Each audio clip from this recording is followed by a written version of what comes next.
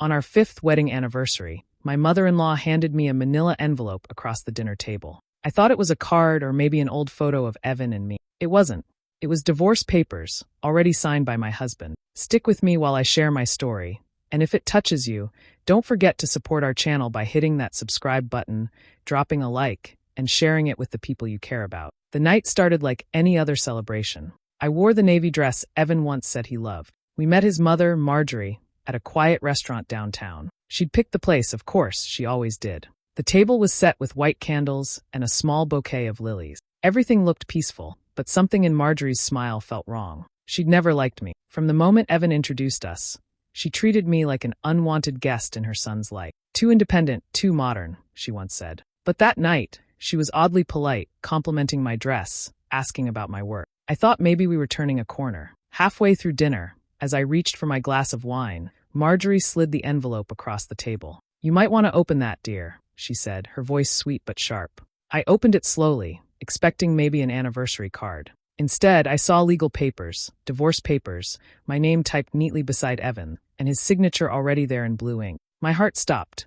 I looked at Evan, waiting for him to laugh, to tell me it was a mistake, a terrible joke. But he just sat there, silent, his eyes fixed on the tablecloth. "Evan," I whispered, "what is this?" He cleared his throat. "I think you know," he said quietly. "No, I don't," I said, my voice shaking. "You couldn't even tell me yourself?" Marjorie leaned back in her chair, folding her arms. "Evan thought it would be easier this way," she said. "No need for a scene." A scene. As if my entire marriage ending over dinner wasn't one. People around us were laughing, clinking glasses, celebrating birthdays and anniversaries. And there I was, holding my life crumbling in my hands. I couldn't breathe. I pushed the envelope back toward Marjorie. "You knew about this?"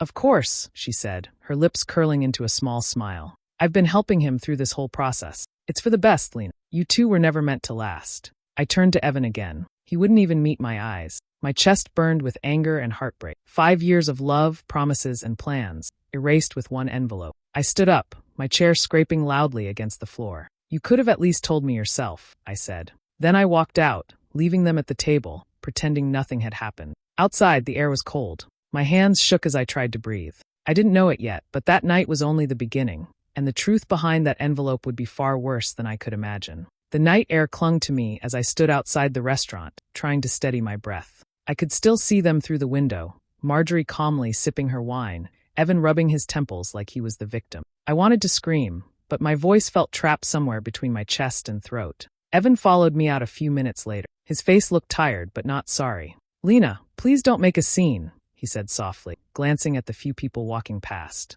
I stared at him. "A scene? You hand me divorce papers at dinner, and you're worried about a scene." He sighed. I don't think we work anymore." My heart cracked at his calmness. "After 5 years, that's all you have to say? You don't think we work?" He shoved his hands in his pocket. "I fell out of love, Lena. It happens." Those words hit harder than the papers. Fell out of love, like our marriage was a sweater he'd outgrown. I took a step closer. "You fell out of love, or you found someone else?" Evan's eyes flickered. Just a flash, but I saw it, guilt. Marjorie stepped outside then, her perfume heavy and her tone sharp. "Don't blame him, dear. Some things aren't meant to last.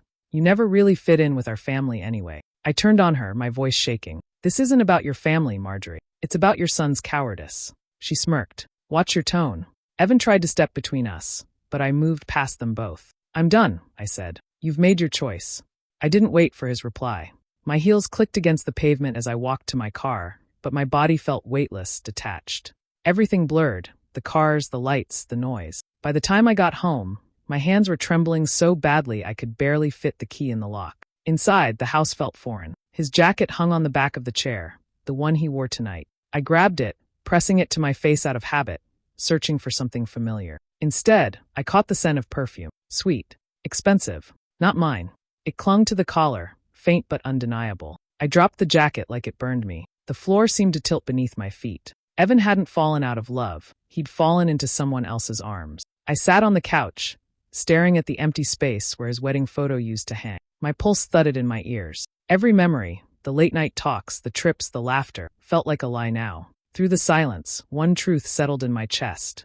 Whatever had happened tonight wasn't the end. It was the start of something I didn't yet understand, and I could feel it waiting in the dark, just beyond the edge of what I knew. The next morning, the silence in the house felt heavier than ever. Evan had already left, like nothing had happened. His half of the closet was half empty, and the sight of that space, neat, deliberate, told me everything I needed to know. He'd planned this. I sat at the kitchen table staring at my cold coffee, my mind burning with one question. Who is she? I didn't cry. Not anymore. I just opened my laptop and started looking. Evan was careless with his receipts, always tossing them in drawers or leaving them on the counter. I gathered every bill I could find, spreading them across the table like puzzle pieces. At first, nothing stood out: gas, groceries, the usual. Then, tucked between them, I noticed a charge from a place I didn't recognize, the Alcott, a boutique hotel downtown. The date matched the night he claimed he'd been working. I kept searching. More hotel charges, dinner bills from restaurants I'd never been to, wine I didn't drink, desserts for two. Each receipt felt like another cut. My hands shook, but I kept going. I logged into our shared account and checked his recent statements. Everything lined up. This wasn't a mistake. He'd been seeing someone, and he hadn't even bothered to hide it. By noon, I was standing in the lobby of the Alcott. The place smelled of jasmine and cedarwood, elegant and quiet. My voice barely wavered when I approached the front desk. "Hi, I think my husband stayed here recently," I said, showing Evan's photo on my phone. I just wanted to confirm the dates. The receptionist, a young woman with kind eyes, hesitated. I really shouldn't. I leaned in slightly. "Please. It's important." She looked around, then lowered her voice. "Yes. I remember him. He came here often, always with the same woman." My stomach tightened. "Can you tell me anything about her?" The receptionist frowned, thinking. "Blonde hair. Red heels every time." She laughed a lot. They looked close. That word stung. Close. I nodded, thanked her, and walked out before the tears came. The sunlight outside felt too bright, too cruel. I stood there, frozen on the sidewalk, realizing my marriage had ended long before the envelope hit the table. The image of her, that faceless blonde in red heels, burned into my mind. Every moment I'd spent trying to please Marjorie, every time I'd believed Evan's excuses, replayed like a cruel joke. But somewhere beneath the heartbreak, a colder feeling began to take shape. I wasn't going to fall apart quietly. Not for him. Not for her.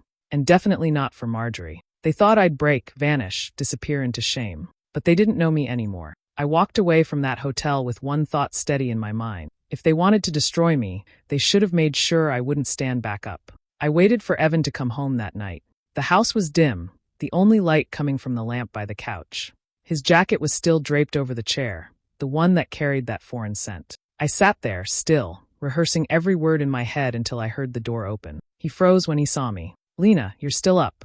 Sit down," I said quietly. My voice didn't shake this time. He hesitated, then lowered himself onto the couch across from me. I reached into the drawer beside me and dropped the stack of receipts on the table. "You want to explain these?" His eyes darted to the papers. For a long moment, he said nothing. Then, with a slow exhale, he whispered, "There's no point lying anymore." "So don't," I said. He leaned back, staring at the ceiling as if searching for courage. "Her name's Tessa."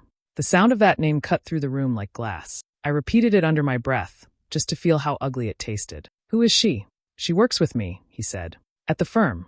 It just happened." I laughed, sharp and hollow. "You don't accidentally end up at a hotel with someone, Evan." He looked at me then, a strange mix of guilt and pride in his eyes. "I didn't plan for this.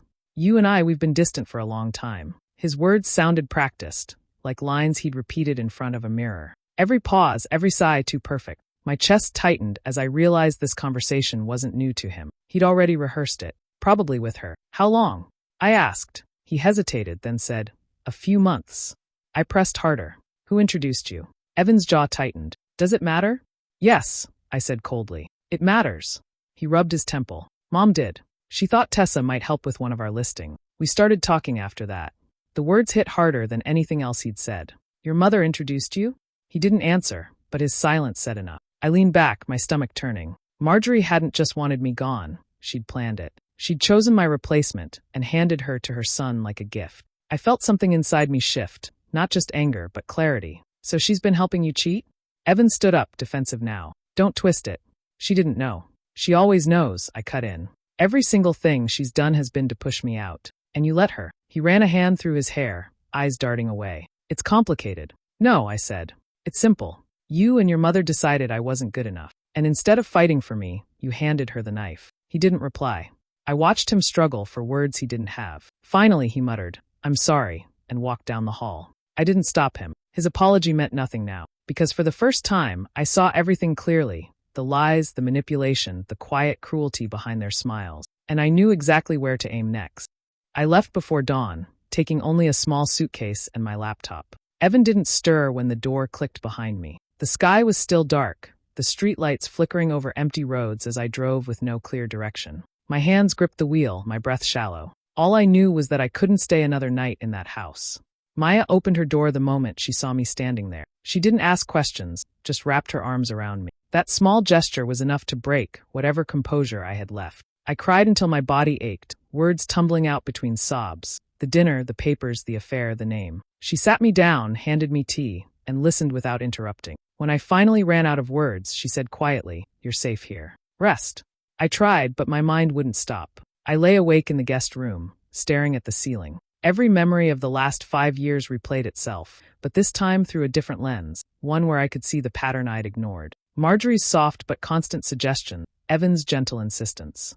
"It's just for tax purposes, dear," she'd said when handing me documents I never fully understood. "Trust us," Evan had added, smiling. I'd signed every paper they placed in front of me, thinking it was normal, that families shared everything. Then there was the moment Evan convinced me to leave my job. "You don't need the stress," he'd said. "We're doing fine financially." I'd believed him. I'd wanted to believe he had our best interests at heart. Now I could see it clearly. They hadn't been helping me. They'd been making sure I had nowhere to stand once they pushed me out. The realization burned through me like fire, drying my tears. I sat up, heart pounding, and reached for my phone. My contact list blurred before my eyes until I found the name, Daniel Kearns. He had been my mentor at the design firm before I quit, someone who once called me the most meticulous designer he'd ever trained. I hadn't spoken to him in years, but my fingers dialed without hesitation. It rang twice before a groggy voice answered. "Lena? It's been ages. You okay?"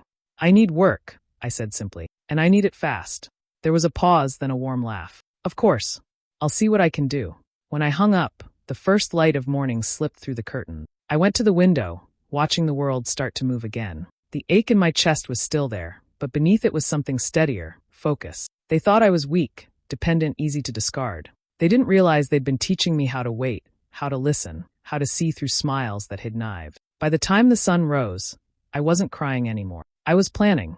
I walked back through our front door 2 days later, carrying a small bag and a face like wet plaster. My posture told them defeat. My voice mouthed contrition. Marjorie's eyes lit with triumph. Evan's expression softened into something that looked like relief. They assumed the performance would break whatever was left of me. Instead, it hid the plan that had already begun forming. I kept my routine to appear fragile. I fixed simple meals, answered polite questions with tiny nods, and let them believe I lacked energy for a fight. Behind those quiet gestures, every movement had purpose. I spent evenings in the study, laptop open, scanning folders and photographing ledger pages I had no right to. Joint account statements, mortgage papers, trust documents.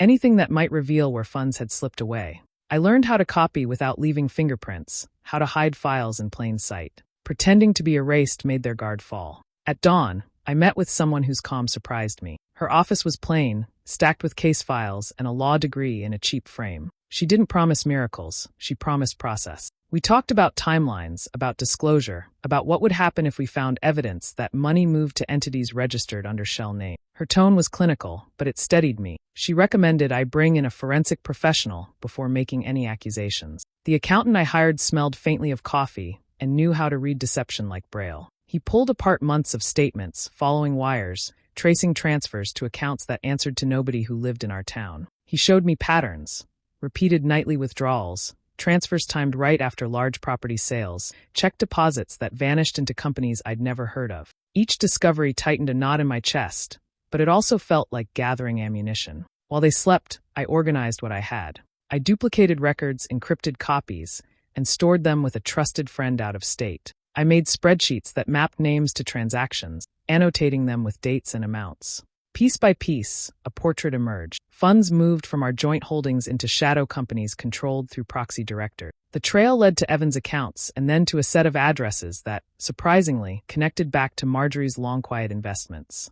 Appearing submissive in daylight was strategic theater. I apologized for small things I hadn't actually done. I accepted advice about moving on. I let them think they'd won. At night, I plotted legal routes forward with my lawyer, discussing subpoenas, asset freezes, and civil claims that could not only reclaim misappropriated money, but also expose fraudulent conduct. I didn't feel triumphant. I felt precise, like a clockmaker tightening gears. Revenge wasn't my goal, restoration was. I wanted transparency, restitution, and the dignity of being seen for who I truly was. Their complacency had given me time and access I would never have had otherwise. When the first legal notices were ready, I sat at the kitchen table where the manila envelope had once appeared and breathed in the quiet. The house felt smaller now, as if truth were already making walls crumble. I placed a single, plain copy of the documents into a secure folder and left it on the counter, where anyone curious might find a hint of what was coming. Then I walked away and waited for the fallout, content that finally I had something they could not simply dismiss. The conference room smelled faintly of stale coffee and polished wood. I sat across from Evan, a stack of documents resting quietly in front of me. Marjorie occupied the seat beside him, her posture regal, her expression confident. She greeted me with that thin, polite smile she used whenever she believed she'd already won. Evan leaned back in his chair, relaxed, tapping a pen against his knee. "Let's make this quick," he said. "No point dragging things out." I said nothing. My attorney, Ms. Clark, adjusted her glasses, her expression calm and unreadable. She placed her briefcase on the table, flicked open the locks, and spread out several thick folders. The mediator, a weary man in his 50s, began outlining the proposed settlement. Evan's tone grew impatient. "It's straightforward," he said. "Lena keeps the house, we split savings. Everyone moves on." Marjorie nodded. "It's fair. She'll be taken care of." I looked at the papers they'd prepared, neat, organized, designed to appear generous while quietly erasing years of my work and saving. I waited for Ms. Clark's signal. When it came, she leaned forward and spoke evenly. "Before my client agrees to anything, we need to address some discrepancies in the financial disclosures." Evan frowned. "What discrepancies?" Ms. Clark opened the first folder. "Several accounts weren't included in your statement of assets. We traced multiple transfers from the joint account into entities under your management. Some of those funds ended up in offshore holding." He blinked, the color draining from his face. "That's absurd."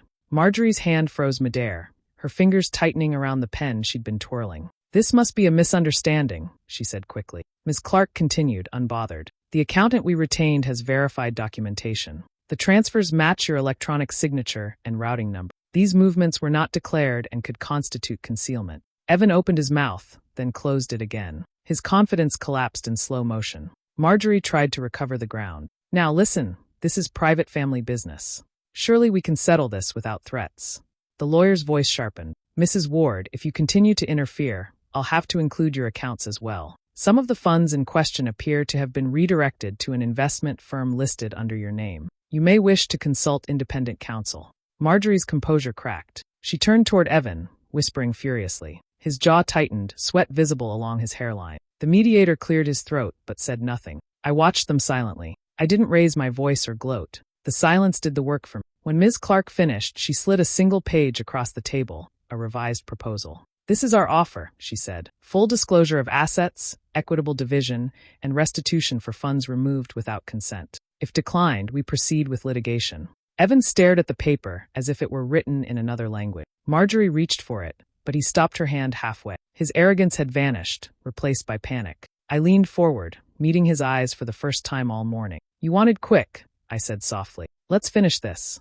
The room fell utterly silent, except for the sound of the pen scratching his trembling signature. When it was done, I stood, gathered my things, and walked out. For the first time, the air didn't feel heavy. It felt like freedom, sharp, clean, and entirely mine. Word spread faster than I expected. Within a week, the quiet corners of town buzzed with whispers. People who once greeted Marjorie with forced politeness now turned away in the grocery aisles. Her name had always carried weight in the community, but now it carried a different kind, the kind laced with scandal and pity. Her friends stopped visiting. Her charity board quietly postponed meetings. Even the women she used to gossip with over lunch avoided her calls. The story had leaked from someone inside the mediation office. Hidden assets, forged documents, money funneled through questionable accounts.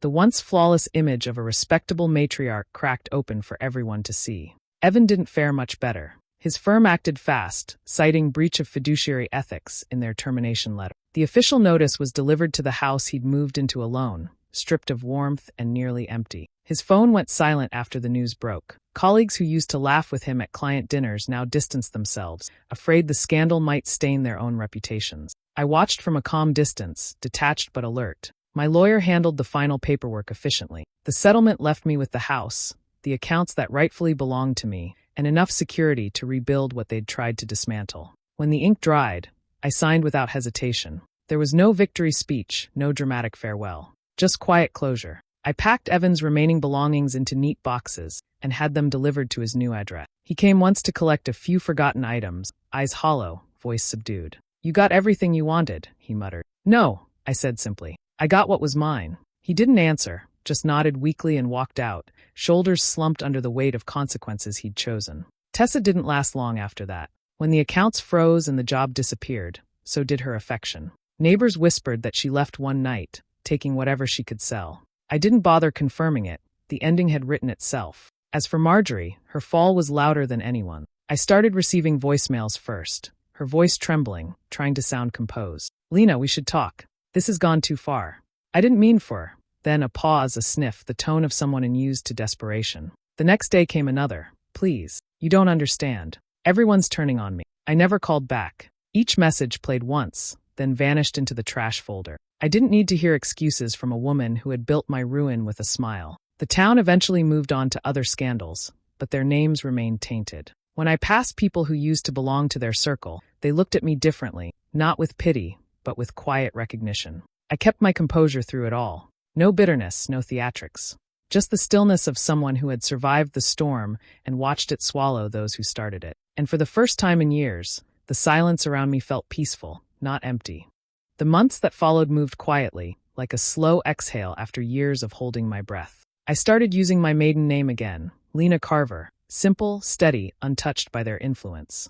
It felt strange at first, signing it on forms and contracts, but each time the pen moved, a little more of me came back. I reopened my design business in a small studio space near the edge of town. The first client came through a referral from my old mentor, then another, and another. The work steadied my hands and cleared the fog from my mind. I no longer worked to prove myself to anyone. I worked because it was mine, built by me for me. When the settlement funds cleared, I drove 2 hours north to a quiet stretch of lake I used to visit as a child. A cabin sat there, weathered but strong, surrounded by tall pines and glassy water that caught the light like silver. Marjorie once scoffed at the place years ago when I'd mentioned it. "Too humble," she had said, nose wrinkled. "You're better suited for something grander." I smiled at the memory as I signed the purchase papers. It wasn't grand. It was peace. The days found rhythm. Mornings began with coffee on the porch. Evenings ended with the sound of crickets and wind brushing through the trees. My phone stayed silent most of the time. No lawyers, no apologies, no noise. Then one afternoon, a car engine hummed down the dirt road. I recognized it before I even looked. Evan's sedan pulled up, coated in dust, windows rolled halfway down. He stepped out slowly, clothes wrinkled, face thinner than I remembered. The once polished man now looked like someone chasing ghosts. He stood there a moment, taking in the house, the lake, the quiet around us.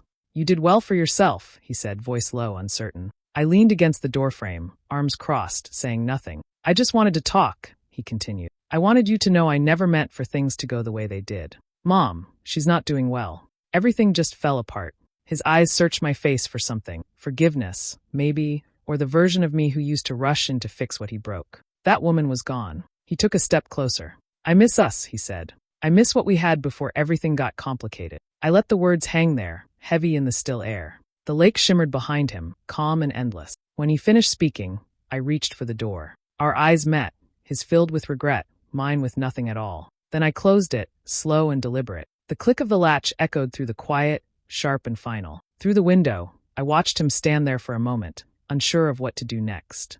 Then he turned, got in his car, and drove away, leaving only a cloud of dust behind. The sound of the tires faded into silence, and I stood in the doorway, breathing in the clean air, unburdened at last. The day arrived quietly, like any other. The calendar marked the date, but I didn't need to look. My body already knew what it was, the anniversary that no longer belonged to anyone. But a year had passed since that dinner, that envelope, that unraveling. The sky outside was pale blue, the lake still as glass, and the air carried the soft chill of early spring. I spent the morning rearranging the studio corner of my living room, moving sketches and color swatches, losing myself in textures and light. The radio played low, the kind of easy music that fills silence without intruding on. When the knock came at the door, I wasn't expecting anyone. A postal worker stood there, holding a thin, cream-colored envelope. No return address, only my name written in a careful, slanted hand. I thanked him and closed the door, turning the envelope over in my fingers. The handwriting was unmistakable, delicate but deliberate,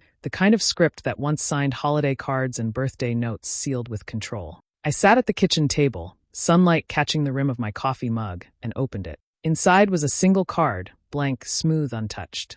No words, no apology, no attempt at explanation. Just silence captured on paper. For a moment, I waited for something to surface. Anger, sadness, anything. But nothing came. Only a faint, surprising calm. The absence of words said more than any confession could have. It was Marjorie's way of admitting defeat without ever having to use the language. I traced the edge of the card with my thumb, then set it beside the vase of dried flowers on the counter. There was no reason to keep it hidden. It didn't hold power anymore. Outside, the lake shimmered under the afternoon sun. I poured a glass of red wine, the bottle catching the light like ruby glass, and stepped onto the porch.